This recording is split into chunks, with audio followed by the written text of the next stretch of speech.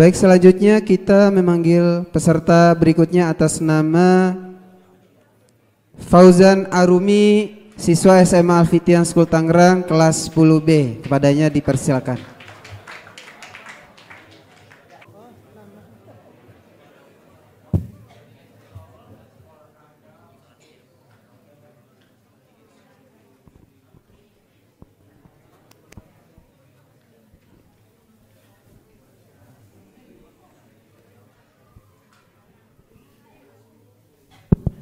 Baik, sebelum saya mulai materinya, mau saya buka dulu ya dengan mukadimah ya. Assalamualaikum warahmatullahi wabarakatuh. Ayyuhal ikhwah wal akhwat kiram, innal hamdalillah nahmadu wa nasta'inu wa nastaghfiruh wa na'udzu billahi min syururi anfusina wa min sayyiati a'malina nahmaduhu wa nasta'inu astaghfirullah wa na'udzubillahi min syururi anfusina wa min sayyiati a'malina may yahdihillahu fala mudhillalah wa may yudhlilhu fala hadiyalah. Asyhadu an la ilaha illallah wa asyhadu anna Muhammadan abduhu wa rasuluh la nabiyya ba'dah. Segala puji bagi Allah yang telah memberikan kita beribu-ribu nikmat, diantaranya nikmat iman, nikmat sehat, dan nikmat Islam, sehingga kita dapat berkumpul mendengarkan acara Pildacil pada kesempatan kali ini. Salawat serta salam tak lupa kita panjatkan kepada baginda kita, yaitu baginda kita Nabi Muhammad sallallahu alaihi wasallam. Pada kesempatan kali ini izinkan saya memberikan tips and trik di bulan Lailatul Qadar. Ada ayat Al-Quran, dalil-dalil, salah satunya yaitu di surat Al-Qadar tentang malam Lailatul Qadar. Cuman saya bakal ambil yang paling garis besarnya aja, yaitu di surat Al-Qadar ayat 3. Lailatul Qadri khairum min alfi syahr. Malam Lailatul Qadar lebih baik dari 1000 bulan.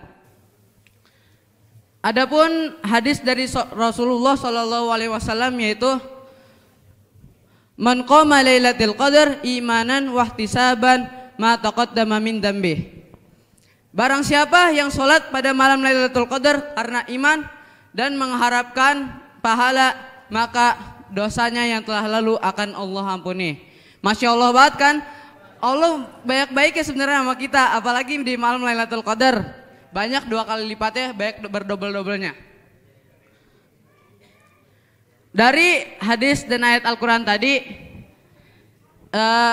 dapat kita simpulkan bahwa di malam Lailatul Qadar itu banyak kebaikan di 1000 bulan.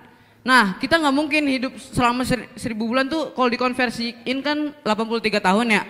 Nah, gak banyak manusia yang sempat hidup selama 83 tahun. Nah, mungkin saja saya besok nggak ada yang tahu ya. Nauzubillah min zalik. Kita semua nggak ada yang tahu umur kita kapan meninggalnya. Nah, jadi kalau kita amalkan di malam Lailatul Qadar itu kan sama dengan 1000 bulan ya, 83 tahun. Kalau kita beramal, beribadah, maka sama dengan kita beribadah kepada Allah Subhanahu wa taala selama 83 tahun. Masya Allah banget, gila.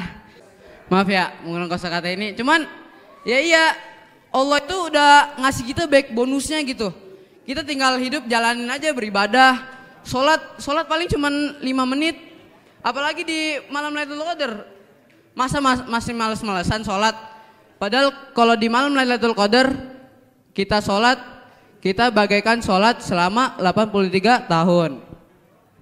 Nah, di sini nih saya bakal kasih tips and trik saat malam Lailatul Qadar. Yang pertama, niatin yang baik. Jangan pengen dibilang alim lah. Misal kita pengen ibadah, jangan niat nih. Misalnya nih banyak, misalnya ada fulan pengen sholat malam, Allahu Akbar, dalam hatinya, wah gua dilatin orang kan ya. Kalau gitu nggak baik. Nah, kita niatnya dari hati, Udah baik karena Allah Subhanahu wa taala, bukan karena pengen dibilang bagus, dinilai orang lain bagus. Jangan, itu salah. Naudzubillah min dzalik. Selanjutnya banyakin ibadah di malam suci Lailatul Qadar. Seperti yang tadi saya udah bilang, di malam Lailatul Qadar kalau kita beribadah tuh sama aja kayak kita beribadah selama 83 tahun. Kita kan ya nggak mungkin, bukan nggak mungkin sih, ada manusia yang hidup sampai 83 tahun, ada juga yang lebih, cuman kebanyakan manusia kurang dari 83 tahun. Semoga dengan kita beribadah di malam Lailatul Qadar, maka kita mendapatkan ribu banyak pahala. Selanjutnya nih, triknya banyakin sholat malam. Nah, ya. Nah, cuman baikin sholat malamnya niatnya karena Allah, jangan pengen dilihat orang lain, malu-maluin. Lanjut, banyakin berdoa di bulan suci Ramadan Lailatul Qadar. Nah, doa itu bagaikan senjata umat muslim. Kalau kita doa, ya insya Allah kalau di malam Lailatul Qadar ya dikabulin gitu. Cuman doanya jangan yang ngelunjak sama Allah Subhanahu wa taala. Misalnya, ya Allah, pengen dapat mobil Lamborghini, ya Allah. Jangan kayak gitu juga. Memohon kepada Allah kepada yang pasti-pasti yang kita butuhkan, yang sangat kita butuhkan saat ini. Seperti mendoakan orang tua, memohon kepada Allah diberikan kesehatan, diberikan panjang umur. Jangan minta yang berlebih-lebih kepada Allah. Selanjutnya ada bersedekah. Seperti yang tadi disampaikan oleh Kawian, sedekah itu emang bagus sih di malam Lailatul Qadar. Sedekah nggak usah yang ribet-ribet. Kalau kita nggak punya harta atau uang, kita jangan jutek pas sedekah. Sedekah tuh ada yang simpel, cuman sekedar senyum aja nih, kita udah dapat pahala dari Allah Subhanahu wa taala. Apalagi di malam Lailatul Qadar. Berdobel-dobel. Selanjutnya yaitu ada sholat itikaf, sama kayak sholat malam tadi. Ibadah itikaf tuh kalau di malam Lailatul Qadar tuh wajib. Cuman pas itikaf tuh jangan cuma molor, beler aja tidur. Jangan tidur doang. Ibadah sama Allah Subhanahu wa taala, banyakin doa, banyakin sholat malam, dan terus tadarus Al-Qur'an menuju tujuan, itu khatam Al-Qur'an 1 juz kalau bisa. Selanjutnya yaitu hindari dari perbuatan dosa atau maksiat selama di bulan Ramadan. Nih, banyak nih pas puasa, banyak banget nih orang-orang pas puasa dalam dirinya nih lagi puasa nih, tiba-tiba ada setan bisik, buka aja, buka. Nggak ada siapa-siapa, sepi kan. Nah itu bahaya tuh, bahaya. Banyak istighfar tuh kalau kayak gitu. Kita itu puasa buat Allah, juga dapat untungnya kita, yaitu pahala yang berlipat-lipat ganda. Selanjutnya yaitu selalu berbuat positif, hindari penyakit hati, yaitu iri, dengki, dan mungkar. Contoh sahabat Nabi di zaman Rasulullah SAW yang masuk pahala, padahal ibadahnya ya gitu-gitu aja. Sholat sunnahnya nggak ada yang istimewa, sholat wajib biasa, sholat wajib terus 5 waktu, cuma nggak ada ibadah istimewa gitu. Nah, sahabat nanya, Rasulullah SAW bilang, ntar di antara kalian bakal ada nih lewat calon masuk surga. Nah, sahabat bertanya, siapa itu Rasulullah? Rasulullah bilang, dia ini yang bakal lewat di samping kita. Nah, para sahabat melihat ada seseorang yang lelaki rada tua lah. Nah, sahabat tuh tahu latar belakangnya. Dia tuh ibadah sunnah ya biasa aja. Kayak tadi udah saya bilang, gak ada sholat malam, puasa wajib doang. Nah, apa sih kenapa dia bisa dijamin Rasulullah SAW masuk surga? Ya karena Rasulullah SAW bilang kalau dia tuh nggak punya penyakit hati.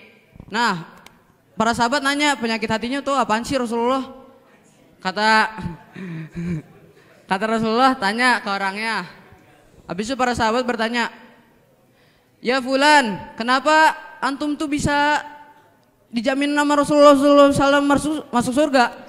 Nah, kata si fulan itu, dia bilang, saya ini walaupun ibadah saya nggak istimewa banget, nggak ada sholat sunnah, nggak ada puasa sunnah, tapi saya jarang merasa iri dengki terhadap orang lain dan benci terhadap orang lain.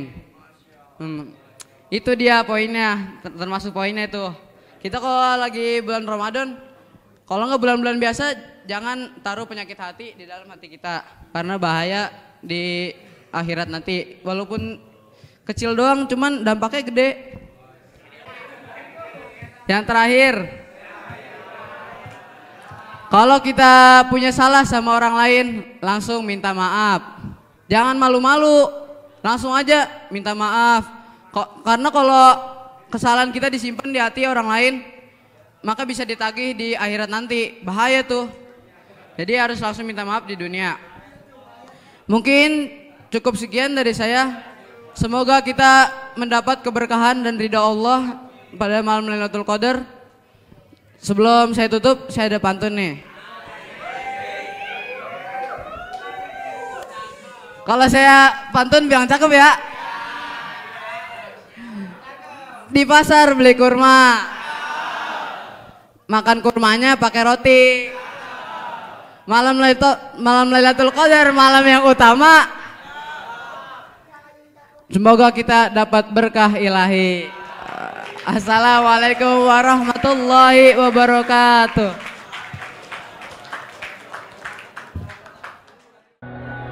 مؤسسة الفتيان، جيل جديد لقيادة المستقبل.